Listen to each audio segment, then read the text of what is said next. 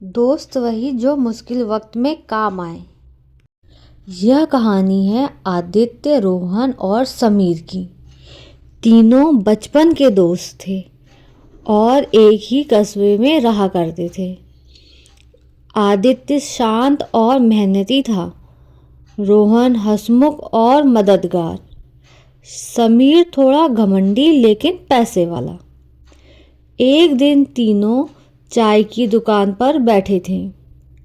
तभी रोहन कहता है, यार, दोस्ती हो तो हमारी जैसी होनी चाहिए, है ना? समीर हंसते हुए कहता है, दोस्ती तब तक ही अच्छी लगती है जब तक फ़ायदा हो। आदित्य चुप रहा, लेकिन उसके चेहरे पर हल्की चिंता थी। कुछ दिनों बाद आदित्य के पिता बीमार पड़ गए। घर की हालत खराब थी और आदित्य भी अपने घर की हालत देखकर बहुत परेशान था। पर वह करता भी तो क्या करता। जितना हो सकता था उसने हर प्रकार की कोशिश की, लेकिन आखिरी में वह भी हार मान गया। शाम का समय था। आदित्य अकेला मंदिर की सीढ़ी पर बैठकर रो रहा था। हाथ कांप रहे थे, आंखें लाल थीं। आदित्य मन ही मन कहता है, हे भगवान, आज समझ नहीं आ रहा किससे पैसे मांगूं, किससे उधार मांगूं, कौन मेरी इस मुश्किल घड़ी पर मदद करेगा। डॉक्टर ने साफ कह दिया था, अगर आज रात दवा और इलाज नहीं हुआ तो कुछ नहीं कर पाएंगे। आदित्य के पैरों तले जमीन खिसक गई। तभी उसे अपने अमीर दोस्त समीर का ख्याल आता है। वह समीर के पास जाता है और समीर से कहता है, समीर मेरे दोस्त, आज पहली बार तुझसे कुछ मांग रहा हूँ। मेरे पापा की हालत बहुत ख़राब है, वह बहुत सीरियस हैं, कुछ मेरी मदद कर दे।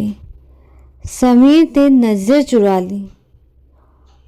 अरे, अभी तो मेरी भी हालत ठीक नहीं है, तो किसी और से देख ले।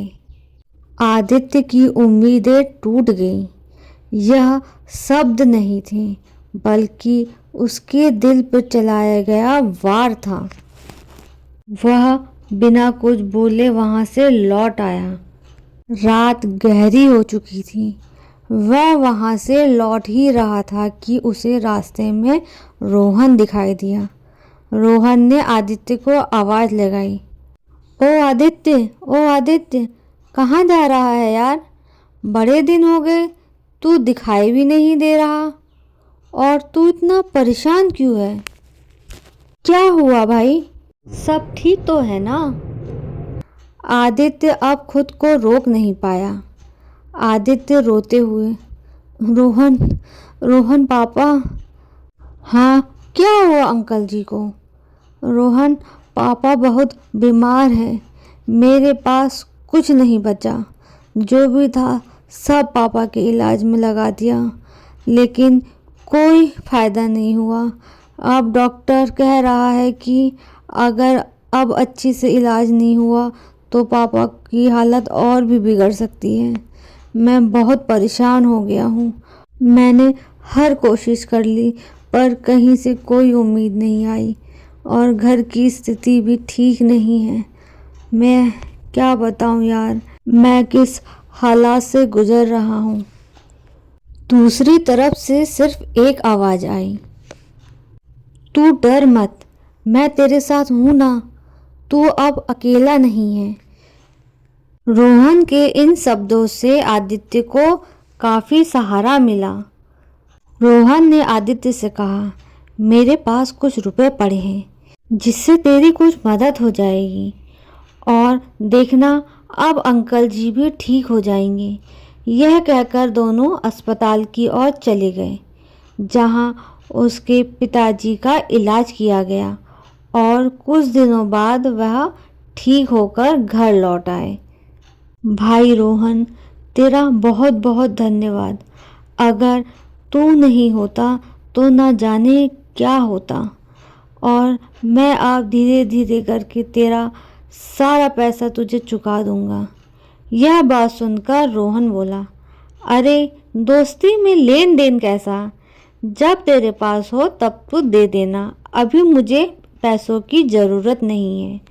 यह कहकर रोहन वहाँ से चला गया। कुछ साल बीत गए। अब आदित्य सफल आदमी बन गया और समीर को बिजनेस में नुकसान हो गया। तभी समीर आदित्य के पास आता है। उस दिन मैं डर गया था। आज समझ आया कि दोस्ती पैसे से नहीं दिल से होती है। आदित्य ने रोहन की तरफ देखा। जिसने अंधेरे में हाथ थामा वही दोस्त है। रोहन बस मुस्कुरा दिया। आज समझ आया, सच्चा वही दोस्त होता है जो मुश्किल के समय पर काम आए। समीर का स्वभाव बदल गया था। वह अब घमंड नहीं कर रहा था। रोहन धीरे स्वर में कहता है, जो मुश्किल में काम आए वही सच्चा दोस्त होता है, लेकिन माफ़ करना भी इंसानियत है। आदित्य ने समीर की तरफ देखा और कहा, मैं मदद करूँगा, पर याद रखना दोस्ती मतलब फ़ायदा नहीं, भरोसा होता है। समीर की आंखें भर आई। आज अगर तुम लोग ना होते तो मैं भी वही पुराना इंसान रहता। रोहन हंसते हुए, अब समझ आया दोस्ती का मतलब। तीनों हंसने लगे। तो बच्चों, इस कहानी से हमें यह सीख मिलती है कि सच्चा दोस्त वही होता है जो मुश्किल समय पर साथ खड़ा रहे। पैसा और फ़ायदा दोस्ती से बड़ा नहीं होता। दोस्ती में भरोसा और साथ ही सबसे बड़ा सहारा होता है। अगर आपको यह कहानी अच्छी लगी हो तो चैनल को ज़्यादा से ज़्यादा लाइक, शेयर और सब्सक्राइब करना ना भूलें।